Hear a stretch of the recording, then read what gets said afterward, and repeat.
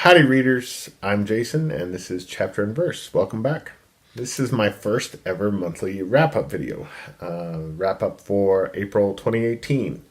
And I'm going to be cheating a tiny bit because I'm going to discuss a novel, the only novel that I read in April, but I finished it today, May 1st.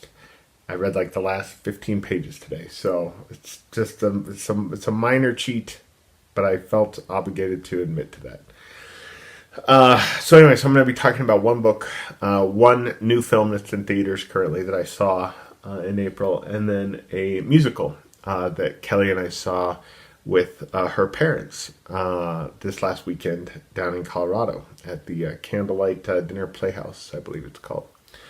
The book that I'm going to talk about, though, is this one here, Little Women by Louisa May Alcott. And I have wanted to read this for a long time. And I'm finally getting around to it because I'm excited for the new PBS miniseries that's going to be out here in just, I think, just under 2 weeks. So the film that came out in 1994 with Winona Ryder, I saw on opening day, on Christmas Day in 1994. I still remember the experience of seeing it just very clearly. I love the film so much. And I think that was my first exposure to the story. I've since seen, I don't know, one or two other films of Little Women.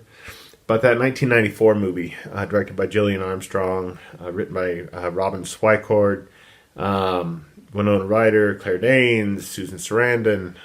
I just absolutely love that film. The score by Thomas Newman is probably my favorite Thomas Newman score, and he's my favorite film composer. So even though I hadn't read the book until now, I have a long kind of history with the story of Little Women. One other example of that would be when I was in my 20s. And I used to at that time I was in therapy, and the therapist that I was seeing, his office was like 2 blocks away from my aunt's house, and my great grandmother was living with my aunt at the time, and she was right near the end of her life. She was in really poor health, and she was going pretty decidedly blind at that time. And I would go and visit her before my therapy sessions. And sometimes I would take her an audiobook from the library so that she would have something to listen to. And one of those days, I checked out Little Women on audiobook for her. And then when I was in college, a few years later, she had recently died, and I wrote a poem in her memory and called it Little Woman. And I remember, God, my poetry teacher at the time, who was the famous poet Sharon Dubiago, of whom I am not fond, let's just say that.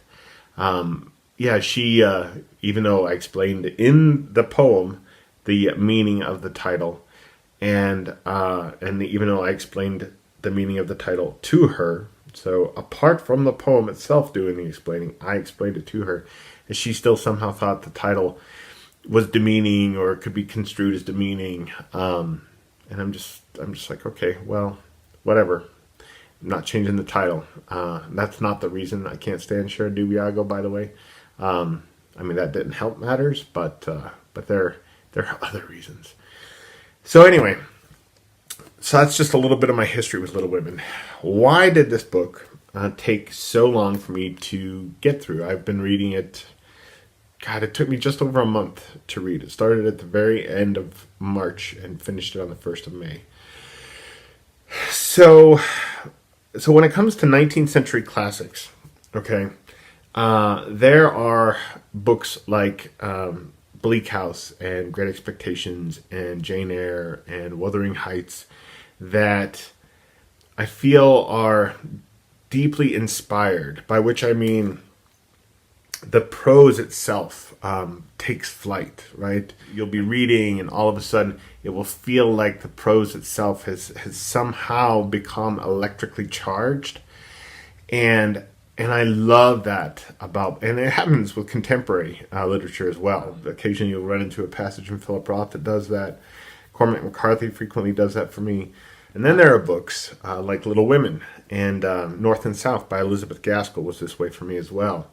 So these are books that I like, and I actually really liked Little Women. But somehow the prose in them never soars in the way that the prose in Dickens soars, or the prose in Charlotte Bronte sometimes soars.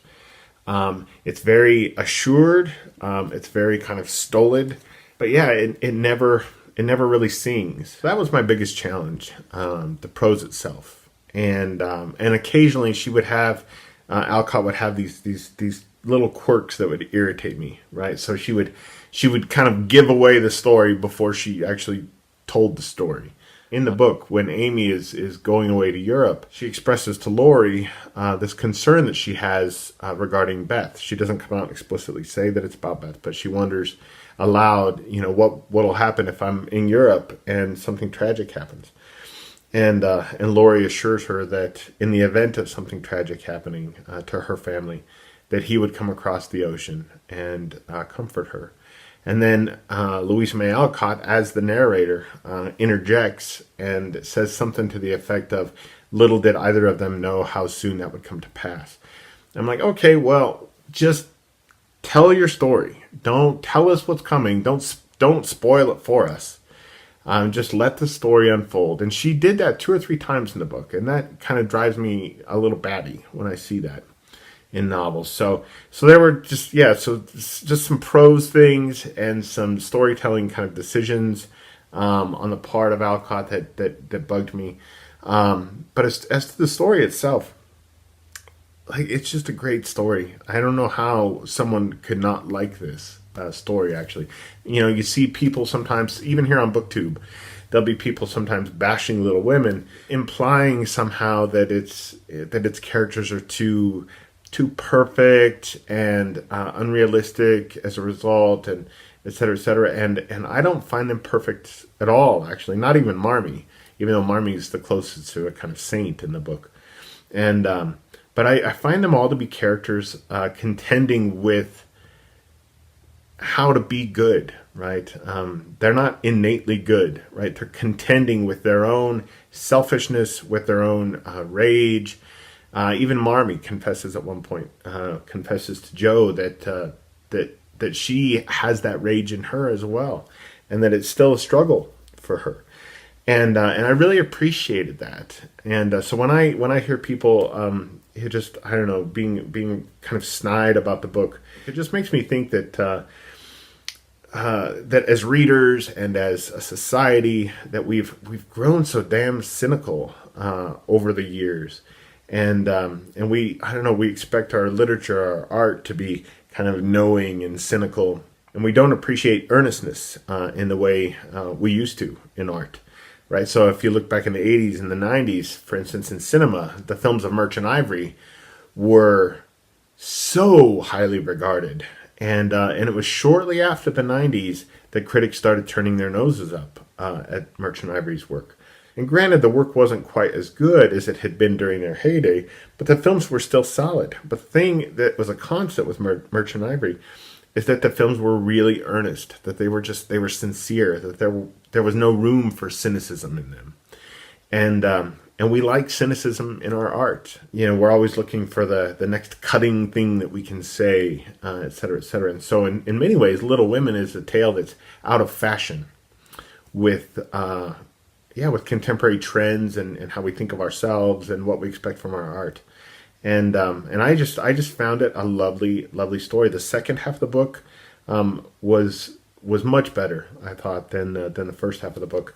And I realize I'm not the target audience, right? A 43-year-old man coming to Little Women for the first time. But yeah, I just think it's lovely. I mean, even though there were no passages in the book that really just leapt off the page and said, "Man, this has to go into your commonplace book, Jason."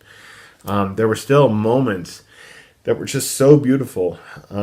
I loved the proposal, right, when Laurie proposes to Amy, and it's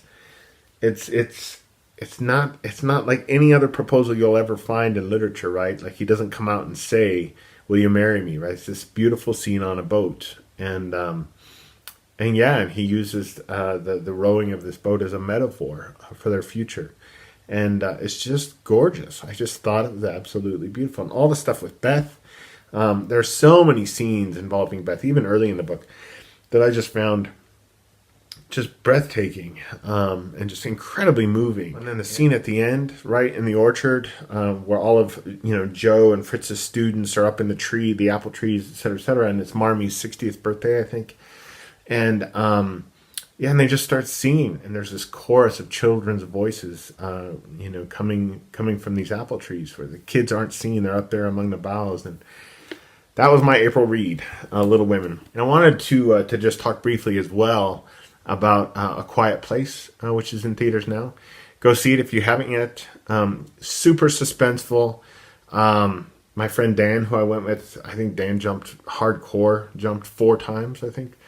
And but yeah, just a really brilliant kind of post-apocalyptic film. With these critters, whether they're monsters or aliens or something, and they track down anything making the least sound. Okay, and they kill it and eat it. And so it's about this family trying to survive in this world where they can't make a peep or they die. The best thing that happened at the screening wasn't actually the movie itself.